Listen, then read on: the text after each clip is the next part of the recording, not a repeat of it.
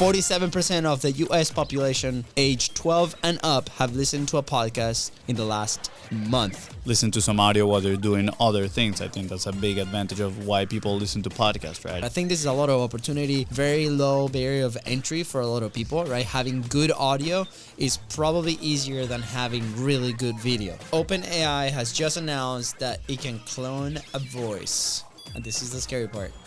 All it needs is 15 seconds of audio. I mean, I might be a little apocalyptic thinking here today, but I think it's a major negative. You as a creator, as a business owner, also think about the consequences of, utilizing technology like this. How are you guys going to be able to sustain the people that you help and add value to them in a very authentic way?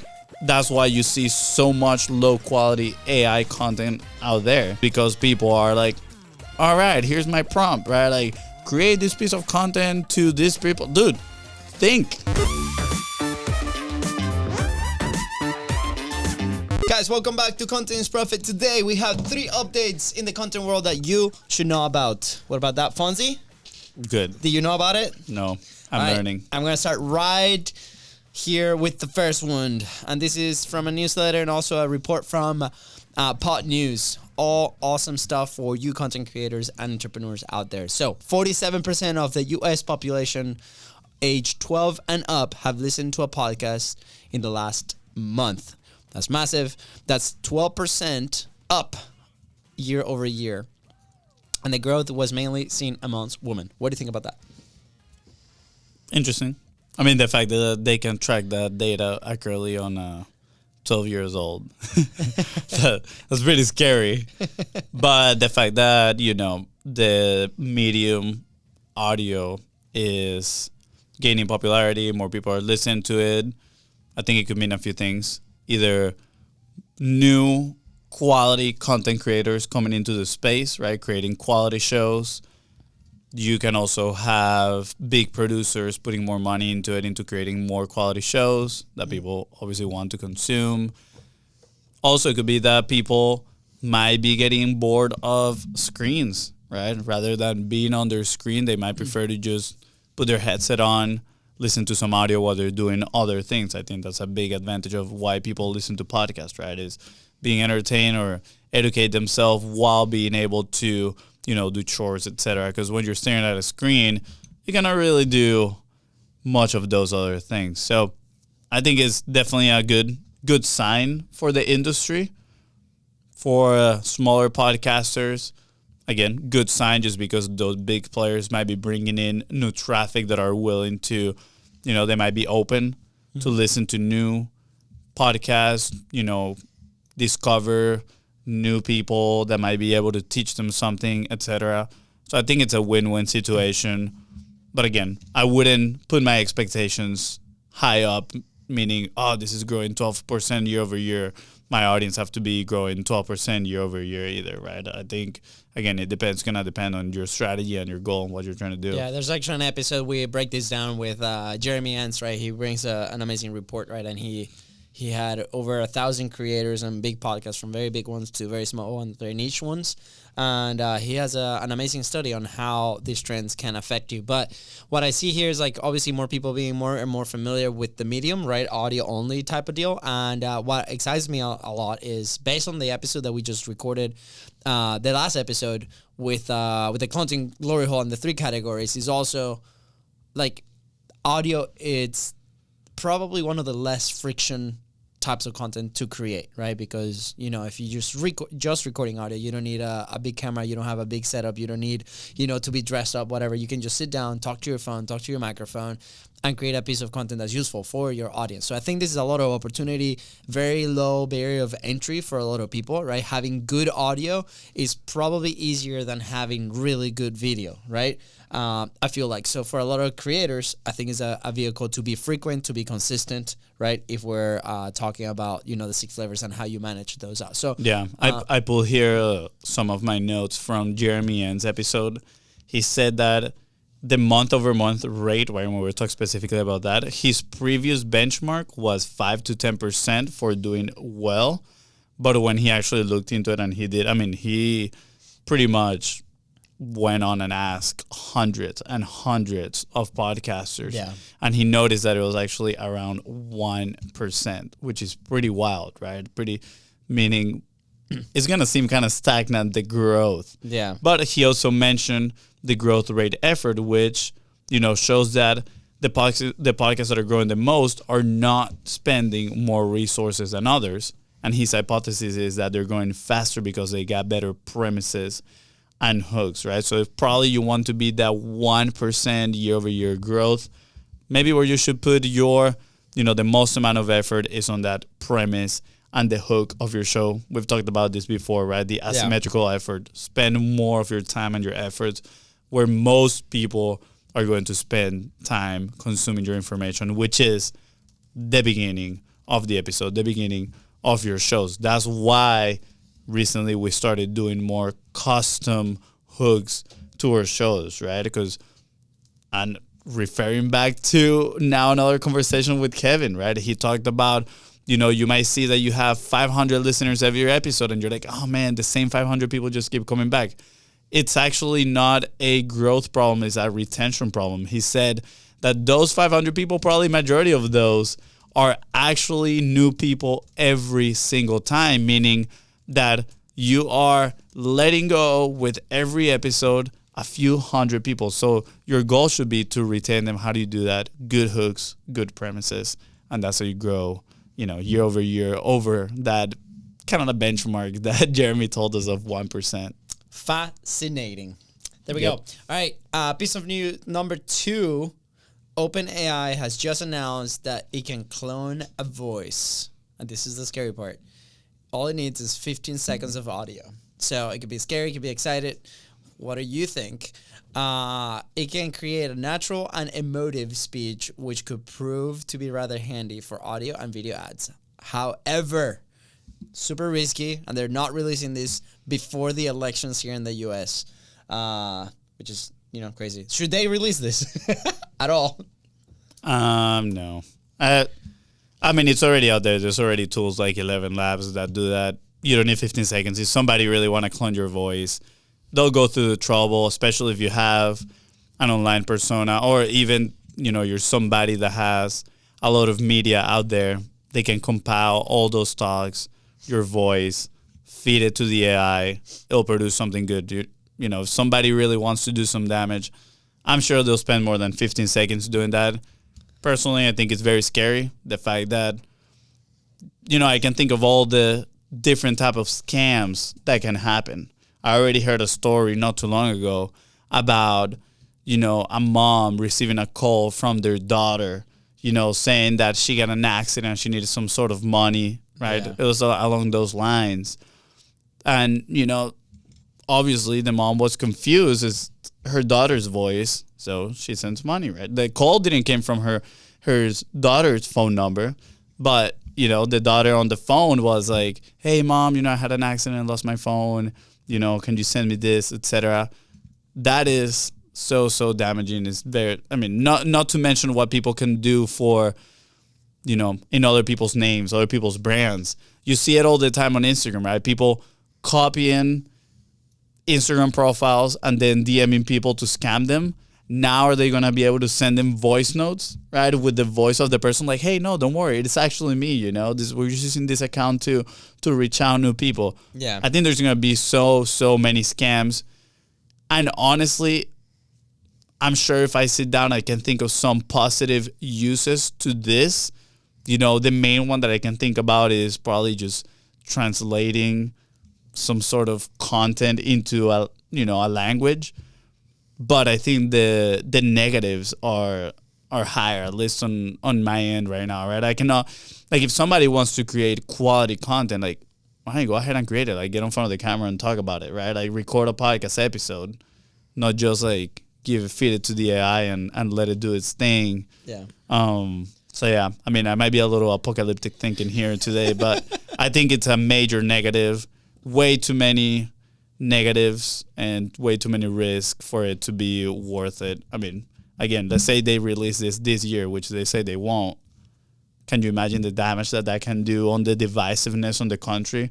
All the misinformation, all the negative things that are going to come out with, any candidate that's out there politically, trying to make an impact, or anybody that has some sort of voice, right, that can be cloned and they can do pretty much whatever with it. So, yeah, say no to it. Campaign I don't know. starts today. Pretty apocalyptic. Again, I apologize right now. I said this in the previous episode. We're recording the same day, but my energy levels are not the highest right now because I don't feel very good. I'm a little bit sick, but still, I think what I will say is this will drive higher the value of in-person relationships and in-person events. Yeah. People will want to confirm, who they're talking to. They want to see them face to face. They want to know they're talking to an actual human. So, maybe video calls is going to be the next thing. Dude, if you're not video calling me, this ain't real, So that definitely is going to drive the value of in-person events. And I actually just saw a pitch in Shark Tank where it's this guy that develops this video for a Zoom call, so you don't have to be on any meetings, where it looks kind of like you were paying attention, and he takes notes for you on the back end, and then he feeds you the summary with what did they say at Shark Tank? Because all these people, imagine if their team are doing that. You want to know the person who's paying attention? I saw the clip of the pitch. I didn't see the feedback, but oh man, technology is already out there, guys. Right? This is obviously, it's going so fast. Like Fonzie said, obviously, you went mega negative on that one, but totally okay.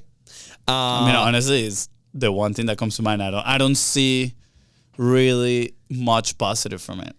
Yeah, I don't know. I think the people responsible for this kind of technology, they need to be very careful. And you as a creator, as a business owner, also think about the consequences of, utilizing technology like this.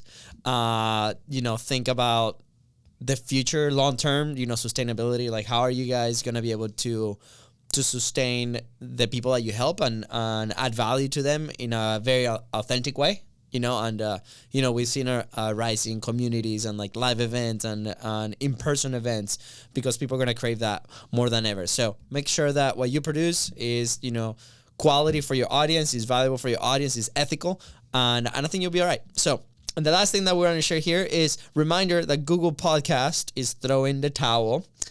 That's all news. Bye. All news. Just making sure that the due date here is April 2nd. So if you're listening to this, you're probably already screwed. But just save your data or transfer it to YouTube. If you get your RSS feed right, it should be okay. It should be pretty okay. So this is for people that are hosting inside of Google Podcasts. But with that, on YouTube, if you haven't done it yet, you can actually import your RSS feed, and it will work in the background to update all those episodes, and it will get you a ton of downloads because people are looking for your content on YouTube as a search engine, which is really exciting, which was really the reminder I wanted to share with everybody. So quick, nice couple news in there in the content on another world. News, this episode was created by AI voice.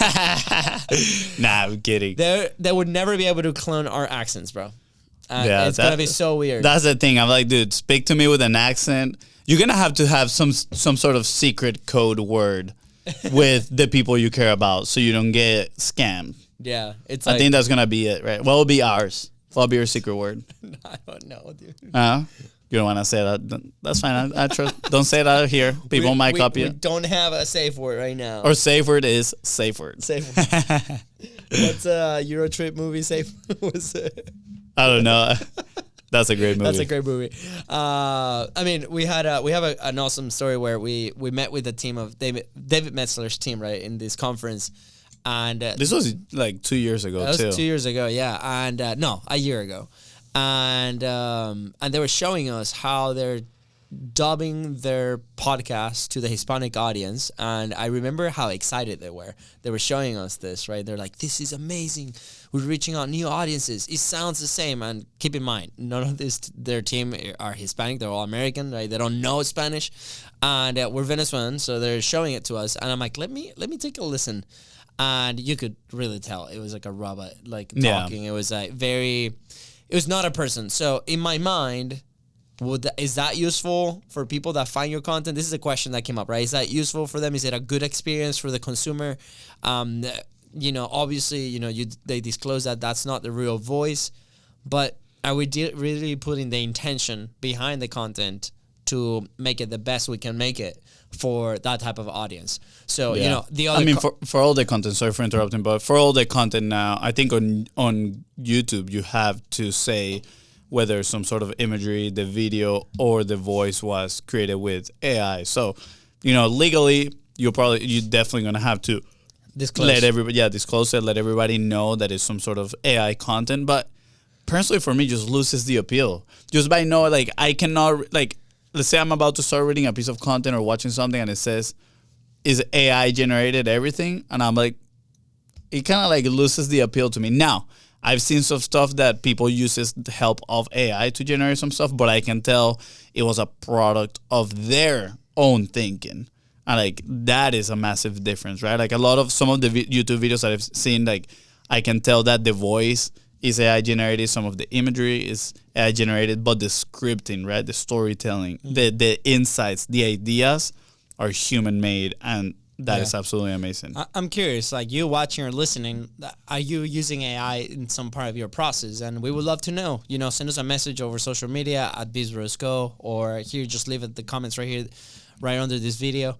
And let us know, how are you using it? Has it been useful? Is it good feedback? You know, when ChatGPT came out, everybody was talking about it, and then all of a sudden, you know, kind of dissipated a little bit with like the craziness, and I think everybody went back to doing the thing that they were doing before.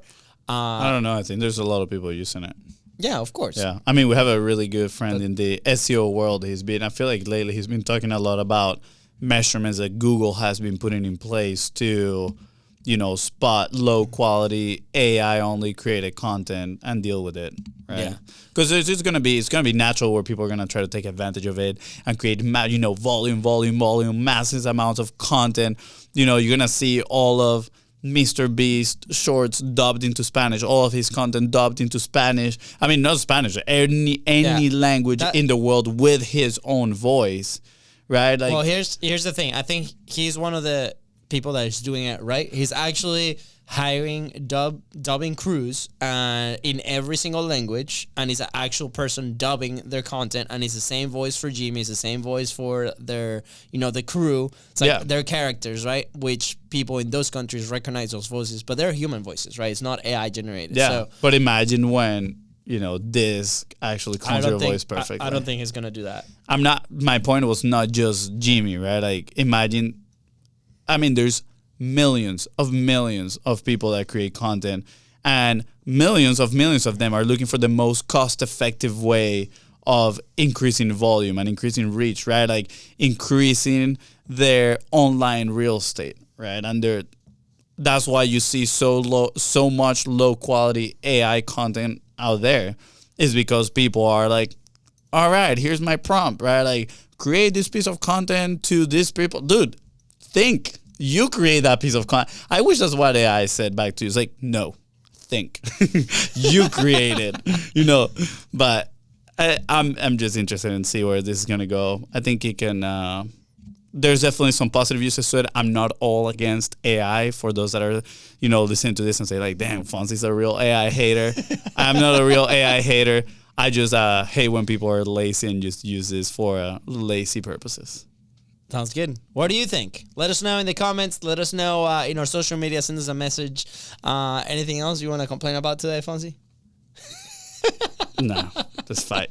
Watch Godzilla and Kong is fun. That was we had a blast. All right, guys, with that said, thank you so much for tuning into Content's Profit Podcast. Go ahead and follow the show in your favorite podcasting platform and on social media at BizBrosCo. That is right. If today's episode helped you move one step closer towards your goal and knock out AI, please don't forget to share this episode and leave a 5-star review. See ya. Bye, guys.